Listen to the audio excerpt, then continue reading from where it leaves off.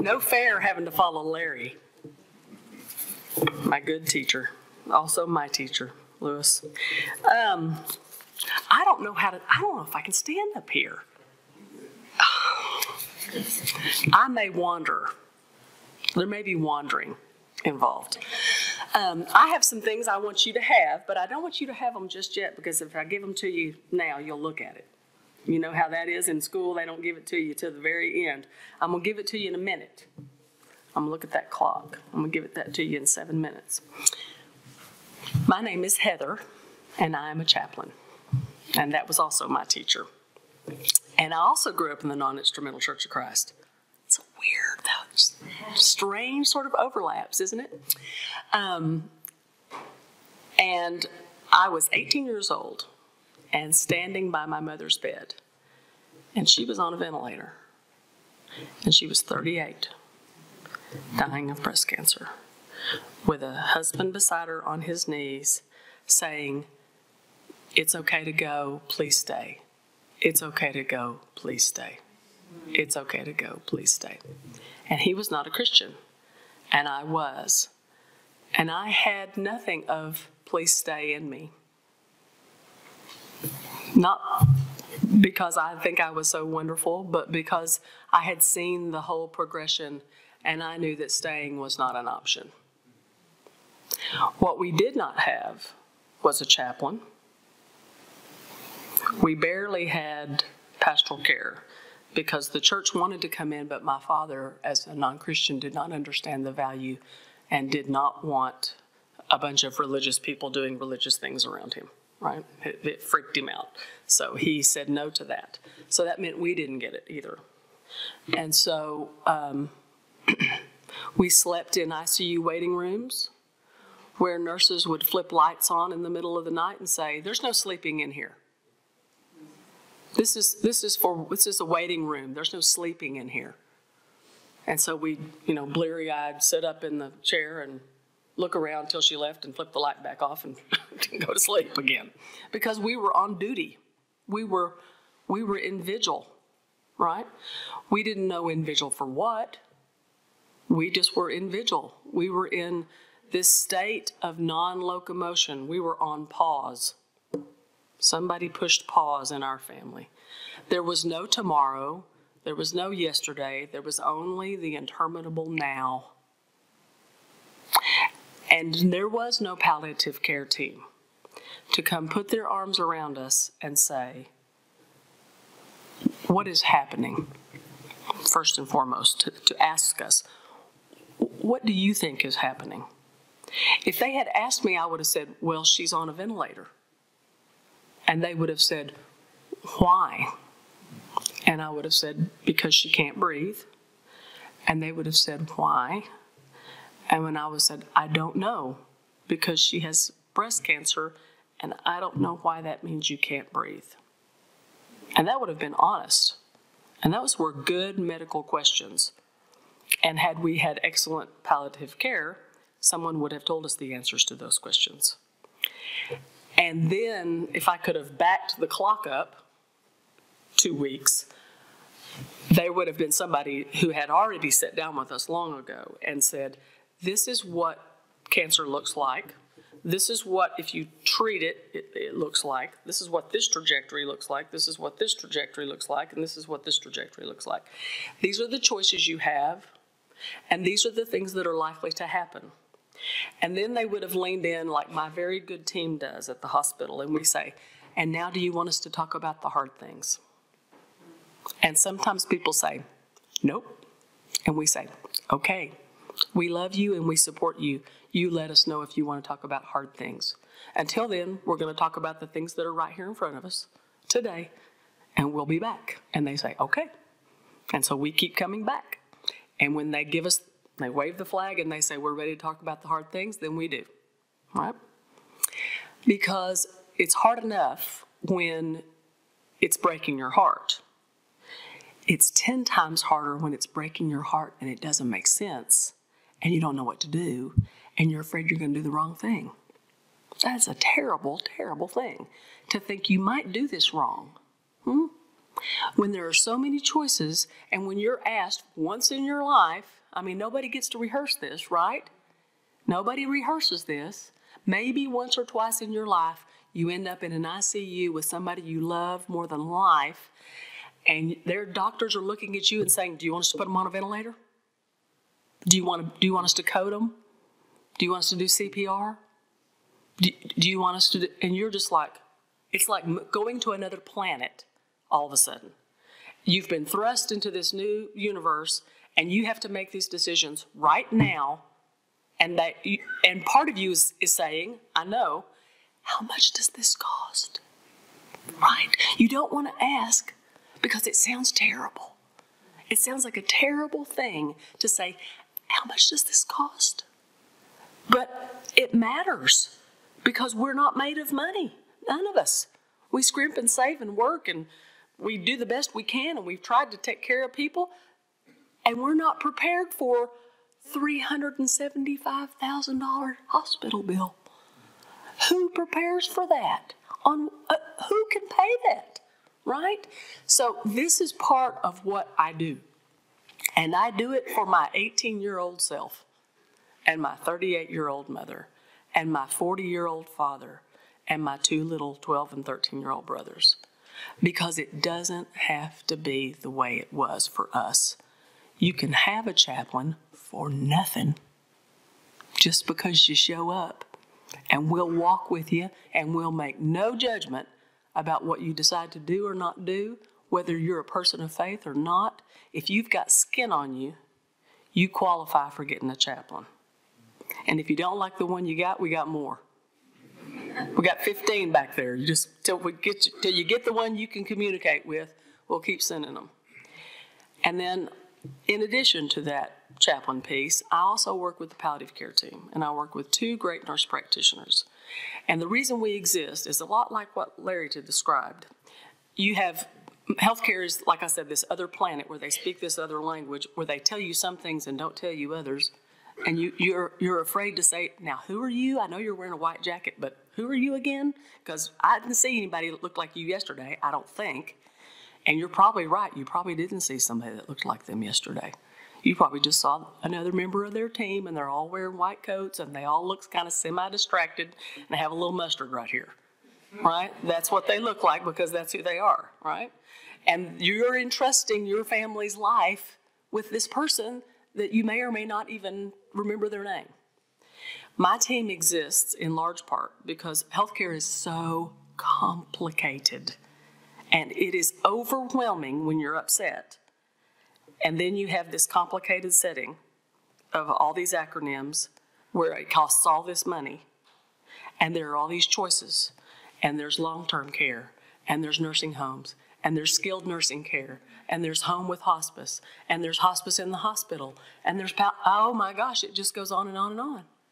And you really need somebody who will come alongside you and say, we can help you. And the only thing we get out of it is that you are collected as much as you can be by the time you get wherever you're going. And we're going to help you collect yourself as you go along. And we want you to be your best self, right? We want you to get to do the things a daughter or a son or a mom or a dad does. Because you shouldn't have to be an accountant and a physician and a note taker and a religious professional. You shouldn't have to be all those things. And nobody can be all of those things.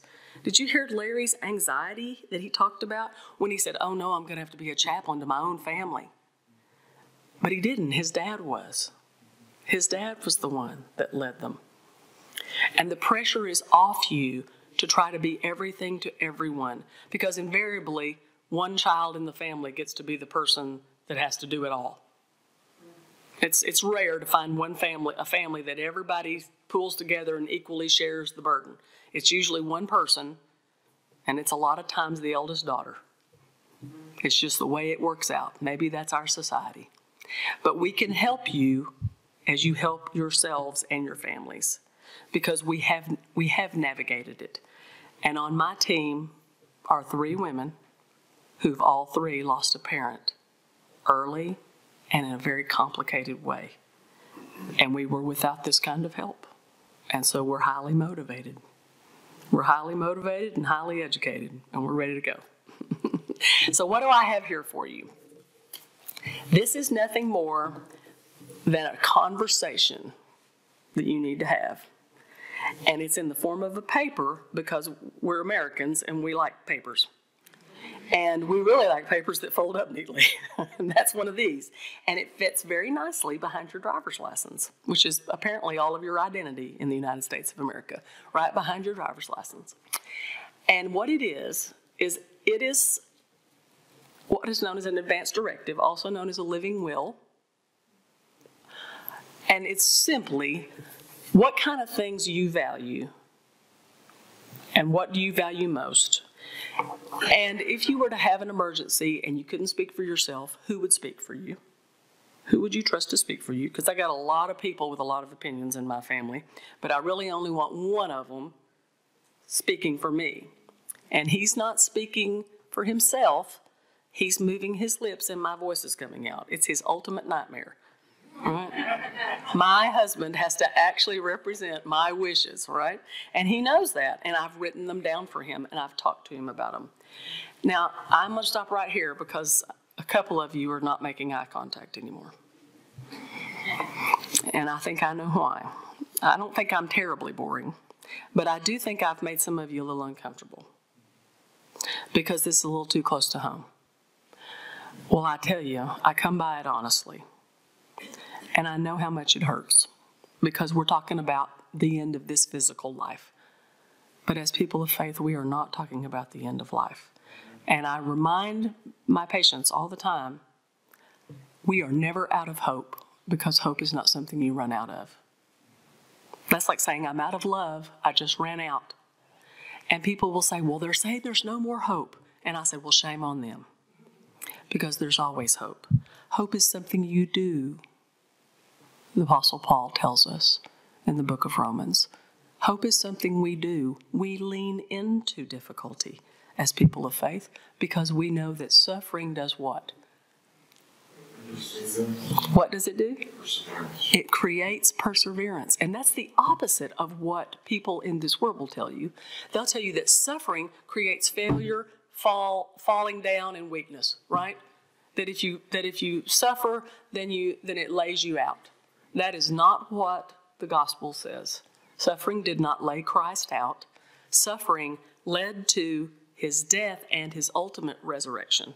We believe that your days are larger than your numbers of breaths. We believe that your life is greater than your birthdays, right? And that hope is something that is larger than medicine.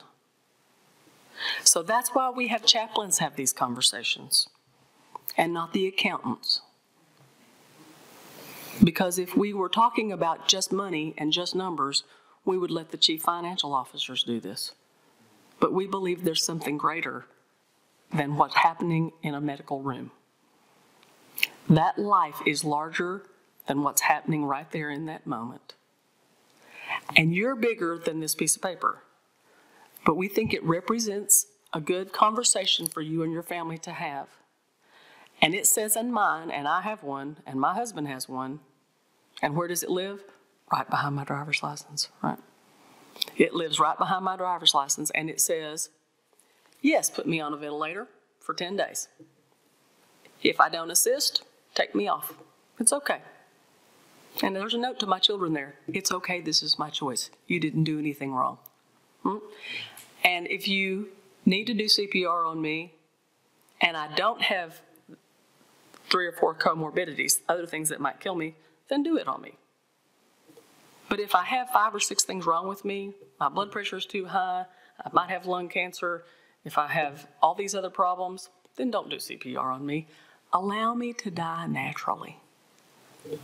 Wow, what a concept in this day and age. Sometimes I ask my patients, if this was 1865 and we lived in Lithuania, would your mother still go on a ventilator? And they're like, well, no. I'm like, do you really want to put her on one now? Just because you can? Just because you can do something doesn't necessarily mean you should. Because all health care is not curative. In fact, no healthcare is curative. Almighty God is curative, right? Some healthcare is healing. Some of it will cause suffering. And just because you can doesn't mean you should. The only difference between the person lying in the bed who's going to get a ventilator is that we know they're probably dying sooner than the rest of us. Maybe, maybe not. But that's God's work. And our job is to be faithful in between time. And I find that the people that do well in these moments, that seem to survive them well and sort of aren't crushed by them, are people who have thought about these things. And their faith has met their problem before their problem is monstrously large. Let your faith have a conversation with your questions now, right? While your mind is not taken over by fatigue and trauma and grief. So that you can say, my faith tells me it's okay to let you go. And my faith tells me it's okay for you to let me go, right? I am all about controlling pain, giving people a choice, letting them know what their choices are, controlling symptoms. That's all that palliative care does. We just help control symptoms. We keep people out of the hospital. It's symptoms that drive you to the hospital, right? It's only about 6 things. Diarrhea, nausea, vomiting, fatigue, confusion, and fever. That's about it, unless you have a wreck. And pain. Pain. Somebody whispered pain. And those are the things that my team works on, because those are the things that make you miserable. But they're not the things that kill you. But they make you feel like you're dying. And we want you to be able to stay in your home, or stay at the nursing home, or stay with your family. Do your thing. Look at your cows. Whatever you want to do. But being in the hospital is not where most people want to be. And the more we do to you, the more likely you are to stay there, at least for a while. And the more things we do to you does not equal more life. It just doesn't. And doctors are sweet, precious people, so smart. But most of them haven't been trained to say, I think it's okay if we let him go. They don't ever say that. They say, I've got something else. And the chaplain's back there going, no. You don't have to do that. And we're back there saying, what do you want to do? What would he say right now? What would he want? What kind of person is he? That's what matters. How will you feel in 5 years when you think about him? Will you feel like you did for him what he needed? Do you feel like you did too much trying to hang on? Only you can answer that. And that's why people look to you for the answer. So think about it before you have to think about it. And it's awfully interesting that next week is Thanksgiving. So when they pass out the pie, pull out an advance directive and say, hey, while you kids are here, I've been thinking this is a great time to tell you I am not the least bit interested in a ventilator. I don't care anything about a feeding tube unless you're going to put pumpkin pie in it. And yeah, donate my organs. That's a good idea. I don't need them. If anybody wants them can have them. And as far as CPR, if it'll help me, sure. But if it's going to bring me right back to where I am, and a little bit less maybe, or if there's great risk of breaking my ribs or causing me to bleed out my mouth, let me go. Let me go while I still have some dignity to myself, right? And it's okay. It's all right. It's not a bad thing to pass into the arms of Jesus. I believe that's a good thing. I have never been with anybody who has died who's been afraid. I've been with a lot of people who were reaching out. I've been with some women who were hanging clothes on clotheslines. I've been with a man who called to his daddy, and even though he was 89, and he said, Daddy, it's me, your boy. It's me. Come get me. I'm just standing on the other side of the fence. Daddy, come get me. That man's dad died when he was 6. I've seen a lot of beautiful things, and most of them don't have anything to do with machines. They always have to do with people and who they love. All right? So I'm going to give you one of these. You take it home, whip it out at pumpkin pie time.